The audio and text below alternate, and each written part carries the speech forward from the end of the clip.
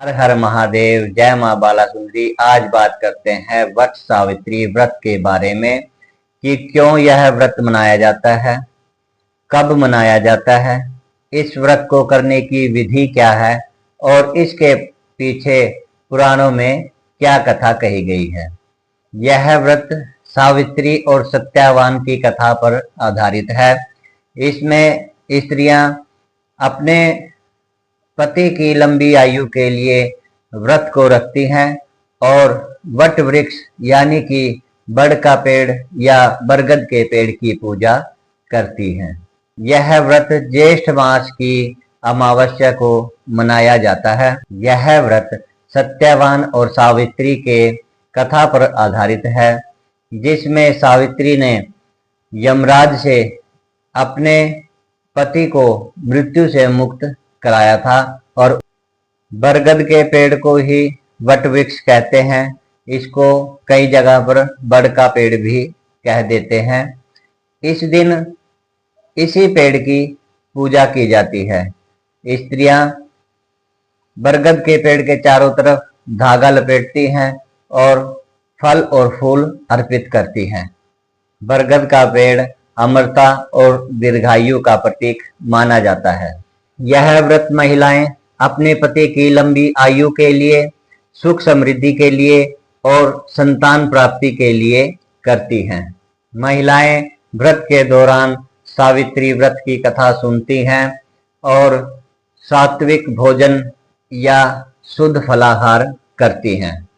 भारतीय संस्कृति में यह व्रत आदर्श नारीत्व का प्रतीक बन चुका है। भविष्य पुराण या स्कंद पुराण के अनुसार यह व्रत ज्येष्ठ मास की पूर्णिमा को मनाया जाता है, लेकिन निर्णय अमृत आदि के अनुसार यह व्रत ज्येष्ठ मास की अमावस्या को मनाया जाता है। सावित्री का अर्थ वेद माता गायत्री और सरस्वती भी होता है। भद्र देश के एक राजा हुआ करते थे। उनके यहाँ पर कोई भी संतान नहीं थी।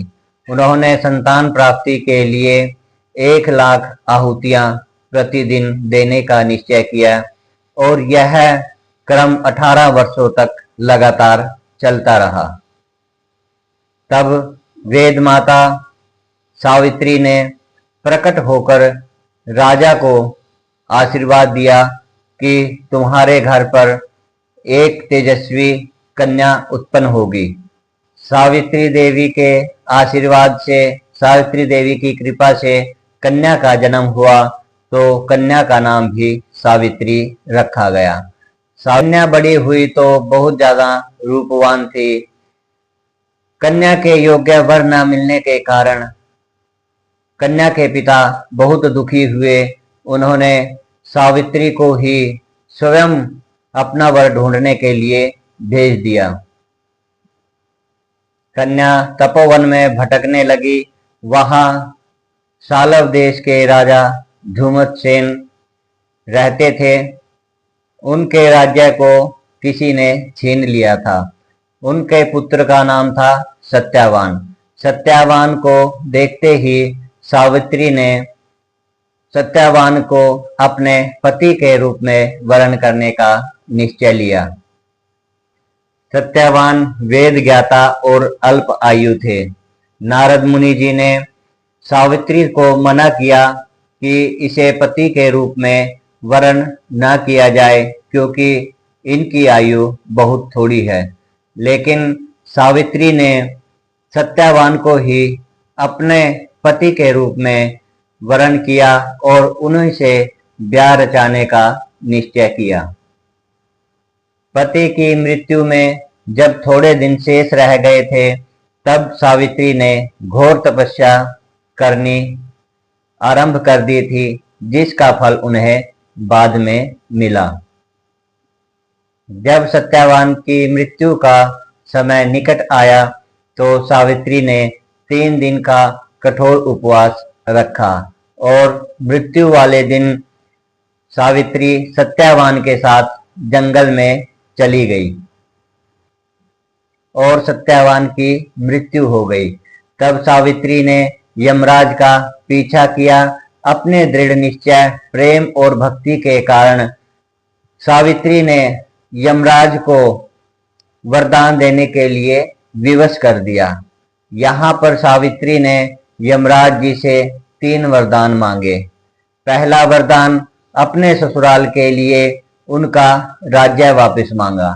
दूसरा वरदान में सावित्री ने अपने पिता के लिए पुत्र का वर मांगा और तीसरे वरदान में सावित्री ने स्वयं के लिए पुत्र का वरदान मांगा।